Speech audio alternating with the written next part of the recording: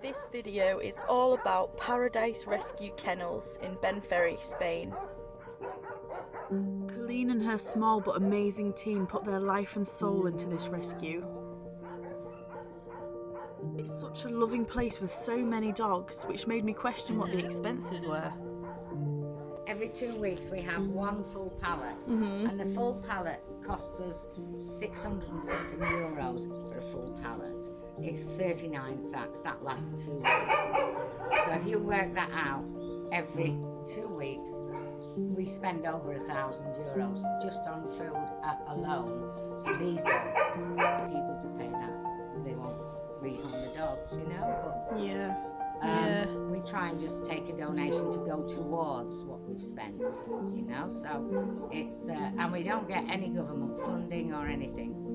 We have a Facebook page, and on the Facebook page we have what's called coffee club, and people can join the coffee club and pay per month from their banks or whatever a certain amount of money. It's up to them what they pay, €2, €3, 4 or 5, whatever they can afford, because every single euro goes towards this. And every single euro counts. Yeah, definitely. Yeah. So, I mean, and you'd have more than a couple of euros in the bottom of your bag in a daytime, wouldn't you? So it should. Yeah, and what it goes towards these guys is so helpful. Oh, but my God, yeah, most definitely. What we would do is we'd first and foremost just check and see if they look healthy, you know, and then we'd introduce them to one out of a kennel. If there was a kennel with only 2 dogs in, we would take one dog out of that kennel and put it in the big play area. Then we'd bring in the new dog, and then we'd stay with them for a while and see how that works out and see how they get on. And then we would bring out the other dog from the kennel and see how that works out, you know. So you do need the time for that, don't you? You've got to have the time for that. And then obviously what we have to do then is we have to look at if it's a female, we have to think of sterilisation, castration and vaccination. So it's an ongoing thing. I'm at the vet's every week. Really? 2, maybe 3 times. Wow. Yeah. Oh, they're all just so nice.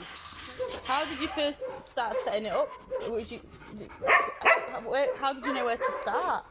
Well, when I came here to live, I'll give you the book and you can read the first story. When I first came here, I came with 2 Irish wolfhounds of my own, and then I took a dog that was left in a shop doorway. And my husband was still working in Ireland because he had a contract to finish.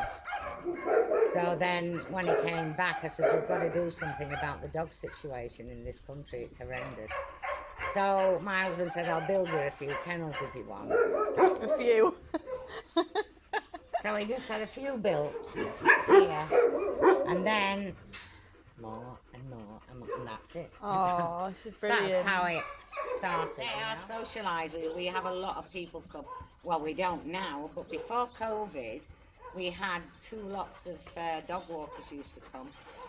The dogs used to go out for walking. We've not started up as yet because we're not allowed to have a huge amount of people in Right, here. right, got you. So we do intend to start that again, the dog walking, as soon as it's made available for us, you know, because there's still restrictions here. Yeah. I don't know what it's like in England, but here we still have It's more strict here for sure. Yeah.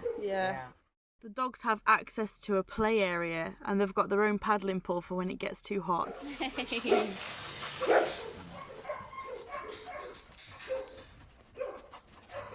All the drinking water and the beds are inside in the back. Yeah. And on their walls, that's self-feeders. So Oh, good. they have food 24/7, you know, they're never without food. It stops dogs fighting. Yeah. They're never hungry because they've always got food That's there. it. You've definitely fought through everything you can. Well, I've worked in rescue a long time. Yeah, so yeah. You kind of know. Yeah. I know. Hello. Hey.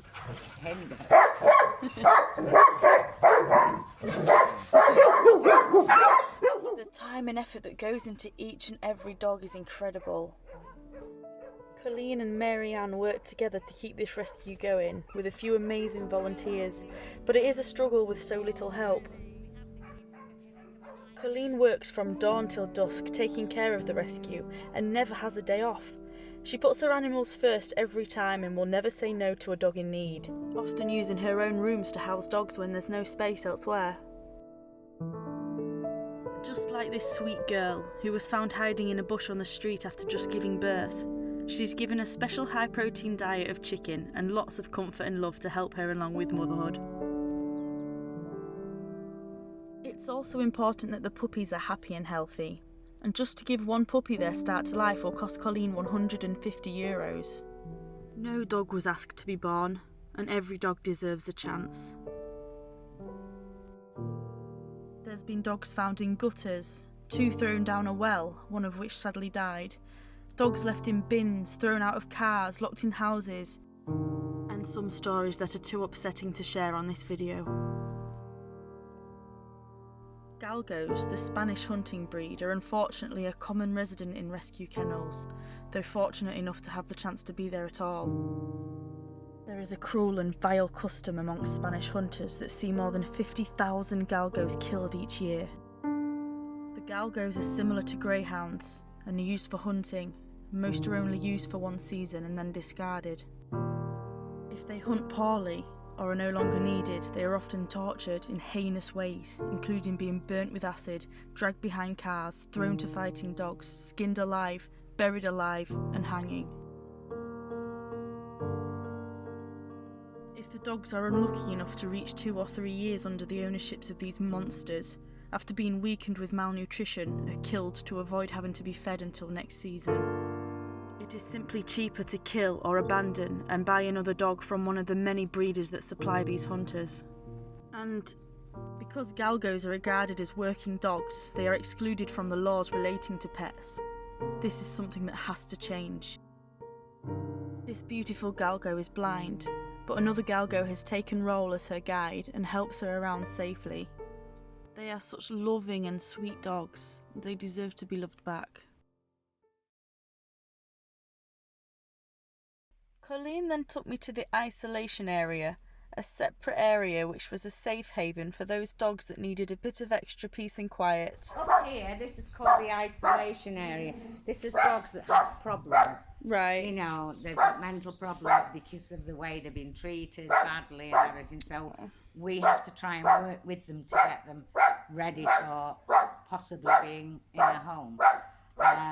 These are so badly beaten when they came in, they trust no one, you know, and yes, they're small dogs, but there isn't the people out there that I could say to, do you want to take one of these and take it in your home and spend a long time to get them to come round? Because a lot of people don't have the time nor the inclination to do it, you know, so it's a sad reality. Yeah. And these are the same in here. These have all got varying different problems. Oh. This is very quiet area up here, you see. So these are all the galgos. Hiya, Rose. Yeah. Rose is going to America. She's going to Malaga, aren't you, tomorrow? Oh, nice. You are. Hello. Yeah, because she's going to live with a family in America. Hey. No, she's going to live with a family in Canada. Sorry, she's going to Malaga. Canada, eh? She's going to live in Canada. Oh, wow. All the good lakes. Oh, that's lovely. Some of them are very, very scared, some of them are not so bad, but most of these in here, I guarantee if you were here for a couple of days, you'd be coming straight to you. Yeah. Because when you don't know people, galgos are a little bit standoffish at first. Well, understandable, isn't it? Yeah, they're fine. It's nice and cool in here as well. It is, yeah. We have heaters for the winter and we have huge big fans in the summer. Hello, my darling. Oh. Hello, my darling. Hi, sweetie. Hiya, Paddy. Yeah. Oh, is he limping? Oh. He had a very badly broken leg. And he'll never be able to use the front leg properly. He had a plate in it which he's had removed now, but his leg, because it was broken when he was a baby, he got used to running like that, so it didn't hurt him, because the hunter that had him wouldn't necessarily pay out for treatment or anything like that for him, so we took him in, and he's been with me ever since. He loves everybody. He's lovely. Yeah, he's a lovely boy. These are 3 new ones in here, which are very, very scared still. Oh. So we're working with these ones. I won't point the camera in the face then. Hey, Paddy. Aww. Lots of little safe areas, you know, that they can hide in if they want to.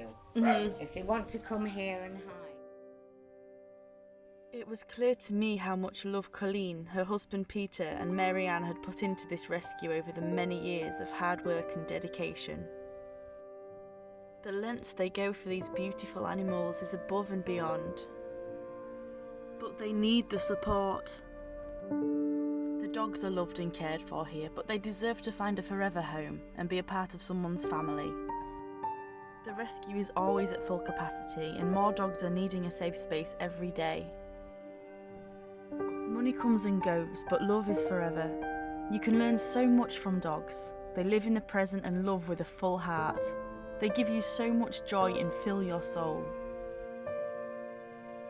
They are how I aspire to always be.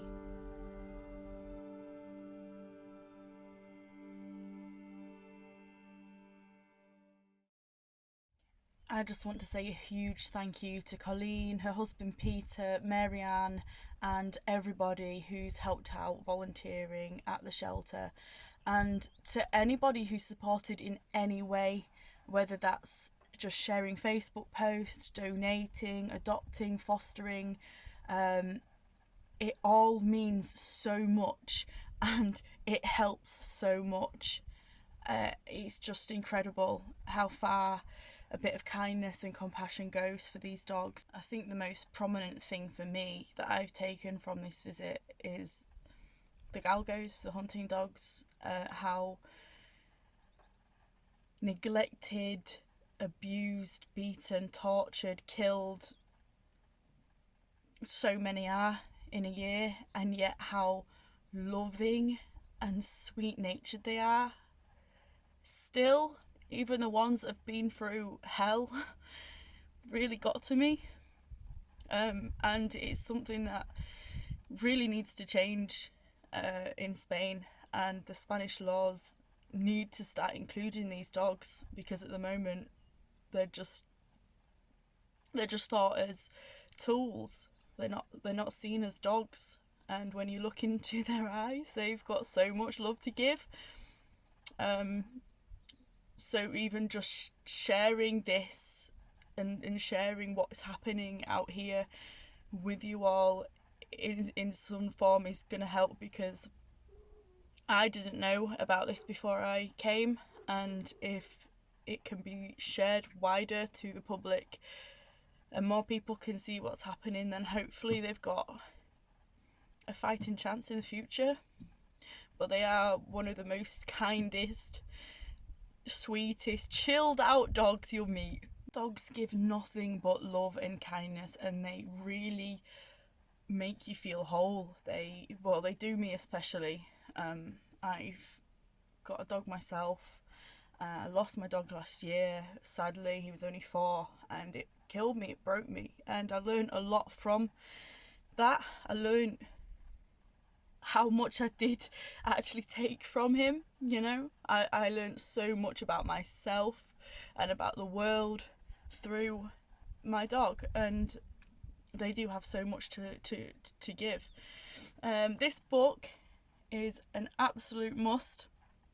It's all about Paradise Rescue, and if I can, I'll put the link for it on Amazon below, as well as the link for the Facebook page and link to donate, and also the link for the coffee club as well. But this book is such an emotional roller coaster of a read, but it is so good, and I recommend everyone read it.